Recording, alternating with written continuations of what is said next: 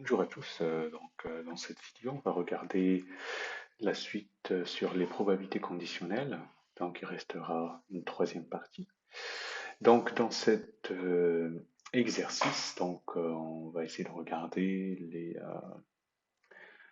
les éléments du cours nécessaires. Donc, on va vous présenter donc quelques informations. Une usine de composants électriques dispose de deux unités de production A et grande.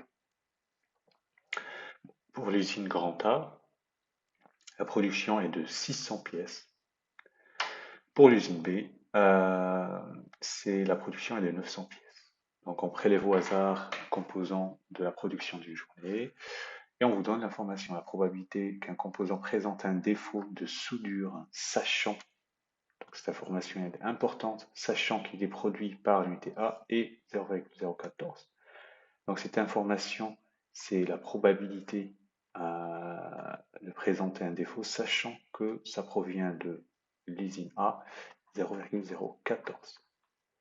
La deuxième information ici, la probabilité qu'un composant présente un défaut de soudure, donc P des défauts, sachant que ça provient de l'usine B, c'est 0,024. Alors, on a 600 pièces plus 900, donc au total, on a 1500 pièces, le total. Total. On note dès l'événement, le composant présente un défaut de soudure. A, ça provient de A, grand A, B, ça provient de B, etc. Première question, un petit a. Alors, d'après les données, préciser les deux probas, c'est exactement ce que j'ai donné. Donc, c'est la réponse, elle est là. Donc, on va dire petit 1, petit a, on a déjà répondu. Petit b, donc il veut la probabilité de A. Donc la probabilité que la pièce provient de l'usine A, c'est le nombre de pièces sur le nombre total. Donc c'est 6 sur 15 et c'est 0,4. Donc P B, donc c'est en fait 900 sur 1500. Directement c'est 0,6. La question 2, on va essayer de la remplir directement ici. Donc il faut compléter l'arbre de probabilité. Donc A c'est 0,4, la probabilité ici c'est 0,6. La probabilité qui est ici, c'est la probabilité de D sachant A. C'est exactement celle-là. C'est 0,014. Donc qu'est-ce qui reste? C'est 0,986. La deuxième probabilité, c'est celle-là. Donc c'est 0,024. La probabilité de l'autre événement, c'est 0,976. Voilà. Alors, donc la question 3, ils veulent P de A inter D. P de A inter D, c'est ce qu'on a vu dans la vidéo précédente, c'est la branche qui est là. Donc la loi des branches, c'est le produit des probas, donc c'est directement 0,4 fois 0,014. Alors quand on fait le produit, sauf erreur de ma part, on va trouver 0,0056. Voilà. On veut la probabilité de B et D, donc c'est la même chose, c'est 0,6 fois 0,024.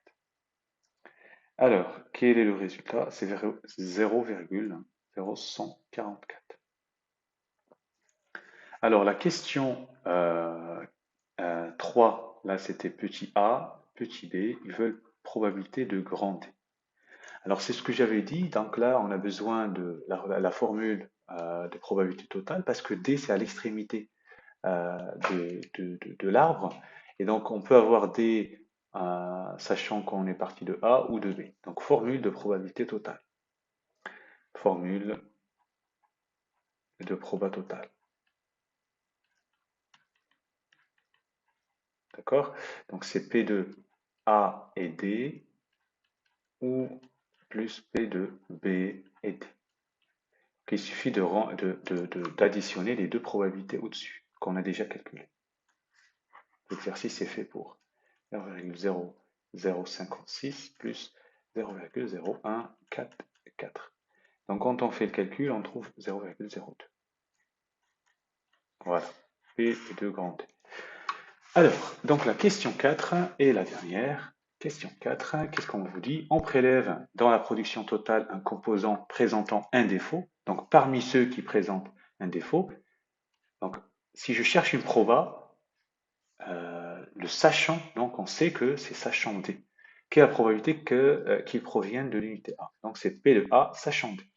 C'est toujours le même principe en fait. Ici, il s'agit d'une inversion de l'arbre.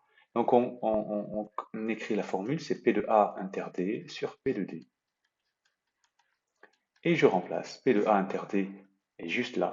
Donc c'est 0,056. P de D, ce qu'on vient de trouver.